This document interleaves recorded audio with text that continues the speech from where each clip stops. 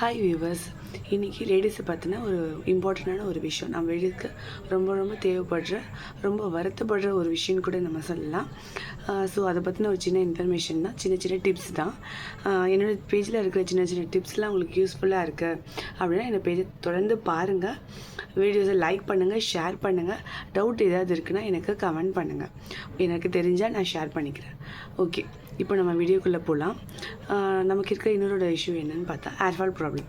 ஆக்சுவலாக பெருசாக ஹேர் நல்லா க்ரோ ஆகலை அப்படின்னா கூட நமக்கு ஆல்ரெடி இருக்கிற ஹேர் கொஞ்சம் ஃபால் ஆகாமல் இருந்தாலே ஓரளவுக்கு மெயின்டைனாக இருக்கும். ஸோ அதை பற்றின ஒரு சின்ன டிப்ஸ் தான் நான் இப்போ சொல்ல போகிறேன்.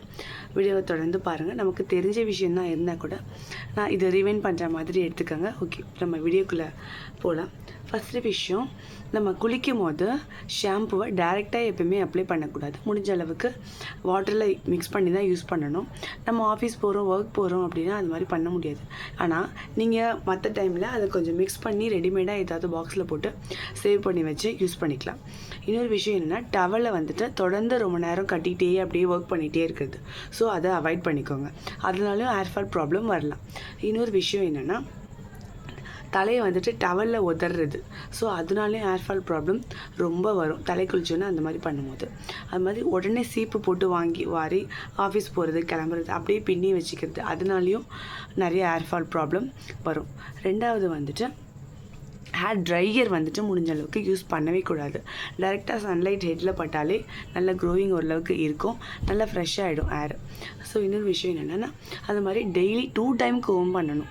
காலையில் வரணும், நைட்டு அப்படியே தூங்கணும் அப்படின்னு இல்லாமல் முடிஞ்ச அளவுக்கு 2 டைம்ஸ் கோம் பண்ணிவிடுங்க. நம்ம தலையில் எதாவது ஹேர் பேண்டு கிளிப்பெல்லாம் போட்டிருந்தோன்னா, இல்லை பூ குத்திருந்தோம் அந்த ஸ்லைட் பண்ணியிருக்குன்னா கூட முடிஞ்ச அளவுக்கு அதை ரிமூவ் பண்ணிவிட்டு தூங்குங்க. இன்னொரு விஷயம் என்னென்னா, ப்ளட் க்ரோ கம்மியாக இருந்தால் கூட ஹேர் ஃபால் ப்ராப்ளம் வரலாம். ஸோ அதை இம்ப்ரூவ் பண்ணுறதுக்கு வீக்லி 2 டேஸ் நம்ம மண்ணீரல் சாப்பிடுவீங்கன்னா மண்ணீரல் எடுத்துக்கோங்க.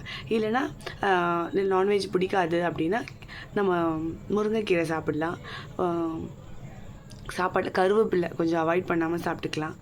பீட்ரூட் இந்த மாதிரி ஹேர் க்ரோ பண்ணுற மாதிரி இம்ப்ரூவ் பண்ணுற மாதிரி சாப்பிட்டுக்கலாம். ரெண்டாவது கொஞ்சம் முடியாத விஷயந்தான் கோபம் ரொம்ப பட்டால் கூட ஹேர் ஃபால் ப்ராப்ளம் வரும். முடி சீக்கிரமாக நினச்சிரும் அப்படின்னு சொல்லலாம். முடிஞ்ச அளவுக்கு கோபப்படாதீங்க, கோவமாக இருக்க ட்ரை பண்ணிக்கோங்க. ரெண்டாவது, நம்ம ரொம்ப ஹீட்டாகினா கூட நமக்கு ஹேர் ஃபால் ப்ராப்ளம் வரலாம். ஸோ அதனால் ஹீட் ஆகாதவங்க டெய்லி ஏதாவது ஒரு ஃப்ரூட்ஸ் எடுத்துக்கோங்க.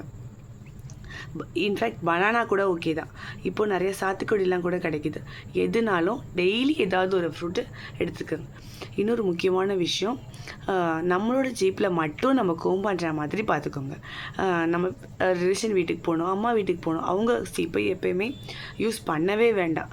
முடிஞ்ச அளவுக்கு நமக்குன்னு ஒரு ஓனாக ஒரு கோம் வச்சுக்கிட்டு அதை கோம் பண்ணாலே, இந்த மாதிரி ஒரு 10 ஸ்டெப்பை சின்ன விஷயத்தை ஃபாலோ பண்ணாலே நமக்கு ஹேர் இன்ஃபேக்ட் நிறைய க்ரோ ஆகலாம் கூட நமக்கு இருக்கிற ஹேர் கொட்டாமல் இருக்கும். நான் இந்த இன்ஸ்ட்ரக்ஷன் தான் ஃபாலோ பண்ணேன். ஸோ அதனால தான் உங்களுக்கும் அதை நான் ஷேர் பண்ணேன். இந்த விஷயம் பிடிச்சிருக்கு அப்படின்னா மறக்காமல் லைக் பண்ணுங்கள், ஷேர் பண்ணுங்கள், சப்ஸ்கிரைப் பண்ணி வச்சுக்கோங்க. இந்த மாதிரி குட்டி சின்ன முக்கியமான விஷயத்த டிப்ஸ் எல்லாம் நான் கொடுத்துட்டே இருப்பேன். தேங்க்யூ.